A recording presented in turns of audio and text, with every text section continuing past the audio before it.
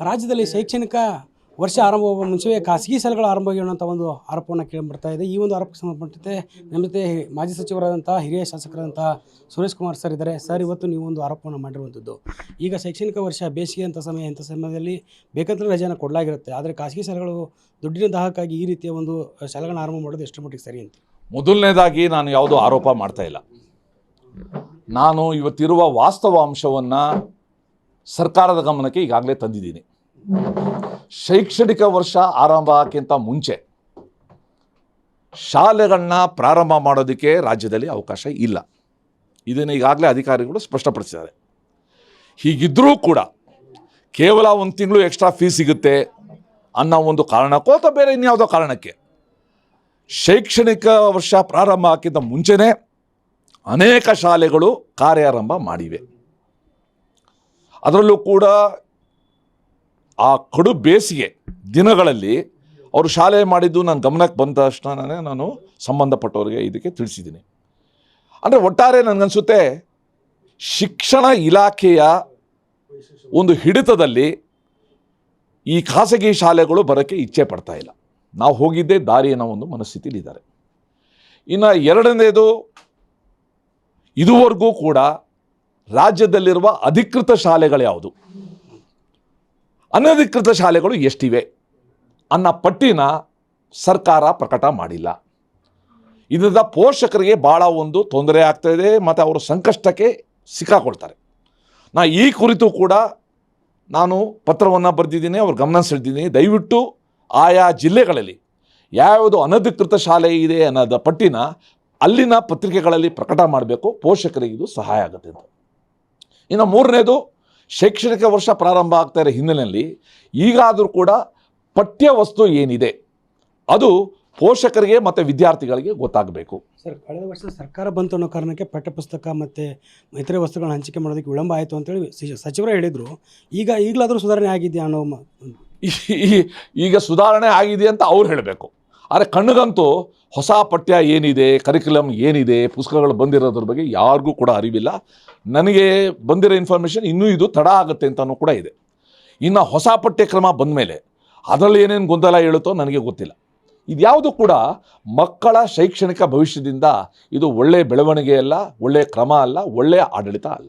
Sir, ಈಗ ಏನು ಶೈಕ್ಷಣಿಕ ವರ್ಷ ಆರಂಭ ಆಗ್ತಾ ಇದೆ, ಫಲಿತಾಂಶ ಬೇರೆ SLC ಫಲಿತಾಂಶದಲ್ಲಿ ಸಾಕಷ್ಟು ಕುಸಿತವನ್ನು ಕಂಡಿರುವಂಥದ್ದು, ಕಳೆದ ಬಾರಿ ಜಾಸ್ತಿ ಆದಂಥದ್ದು, ಈ ವರ್ಷ ಕಡಿಮೆ ಆಗಿದೆ. ಇಲ್ಲಿ ನೋಡಿ, ನಾವು ಪರೀಕ್ಷೆ ಮಾಡೋದು ಮಕ್ಕಳನ್ನ ಫೇಲ್ ಮಾಡೋಕ್ಕೋಸ್ಕರ ಅಲ್ಲ, ಮೊದಲಿಂದ ತೆಗೆದಾಕ್ಬಿಡಬೇಕು. ಮಕ್ಕಳ ಮೌಲ್ಯಮಾಪನ ಮಾಡಲಿಕ್ಕೋಸ್ಕರ.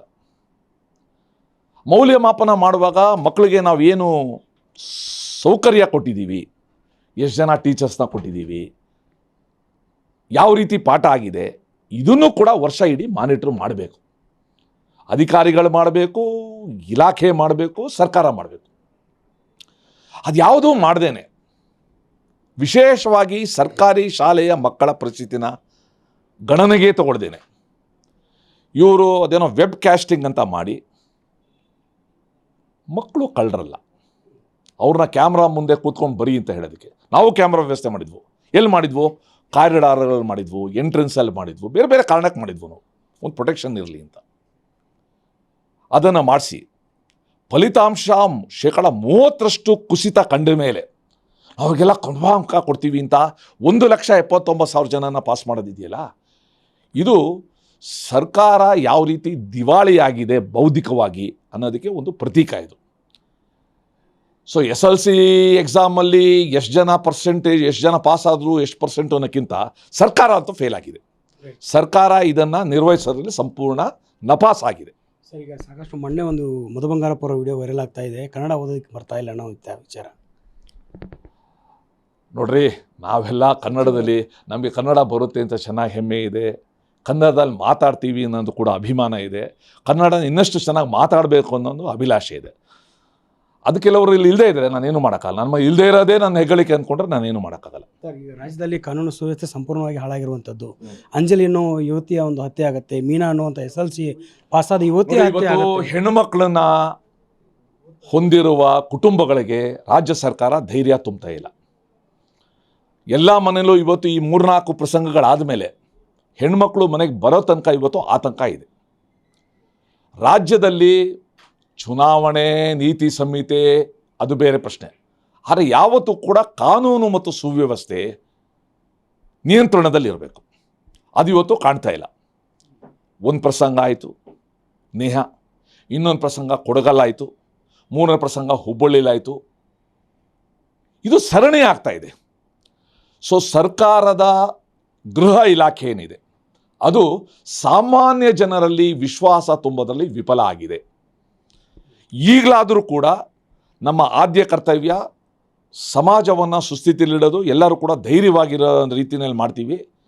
ಹಿಂದೆ ಬೆಂಗಳೂರಲ್ಲಿ ಒಬ್ಬರು ಪೊಲೀಸ್ ಕಮಿಷನರ್ ಇದ್ದರು, ಕೋದಂಡರಾಮಯ್ಯ ಅಂತ. ಅವ್ರು ಹೇಳ್ತಾಯಿದ್ರು, ಒಂದು ಪೊಲೀಸ್ ಸ್ಟೇಷನ್ ವ್ಯಾಪ್ತಿಯಲ್ಲಿ ಒಂದು ಪೊಲೀಸ್ ಇನ್ಸ್ಪೆಕ್ಟ್ರು ಮತ್ತು ರೌಡಿ ಇಬ್ಬರು ಒಟ್ಟಿಗೆ ಇರೋಕ್ಕೆ ಸಾಧ್ಯ ಇಲ್ಲ. ಪೊಲೀಸ್ ಇನ್ಸ್ಪೆಕ್ಟರ್ ಇರಬೇಕು, ಅಲ್ಲ ರೌಡಿ ಇರಬೇಕು. ಆ ಒಂದು ಮನಸ್ಥಿತಿ ಬಂದಾಗ ಮಾತ್ರ ಇದಕ್ಕೆಲ್ಲನೂ ಕೂಡ ಒಂದು ಉತ್ತರ ಸಿಗುತ್ತೆ. ಸರ್, ಸರ್ಕಾರ ಚುನಾವಣೆ ಮತ್ತು ಪೆಂಡ್ರೈವ್ ಗದ್ದಲದಲ್ಲೇ ಇದೆಯಾ ಅಂತ ಇನ್ನೂ ಆಚೆನೇ ಬಂದಿಲ್ಲ ಅವರು. ಇನ್ನೂ ಅದನ್ನು ಉತ್ತರ ಭಾರತದ ಚುನಾವಣೆಗಳು ಉಪಯೋಗಿಸ್ಕೊಳ್ಳೋ ಮೂಡಲ್ಲಿದ್ದಾರೆ. ಅನ್ಫಾರ್ಚುನೇಟ್ ಇದು. ಇದಿಷ್ಟು ಹಿರಿಯ ಮುಖಂಡರು ಮಾಜಿ ಸಚಿವರಾದಂತಹ ಸುರೇಶ್ ಕುಮಾರ್ ಅವರ ಮಾತು. ಕ್ಯಾಮರಾ ಪರ್ಸನ್ ಯುವ ಜೊತೆ Durgesh Naik, guarantee news, Bengaluru. Guarantee news, ಸುದ್ದಿ ಖಚಿತ, ನ್ಯಾಯ ನಿಶ್ಚಿತ.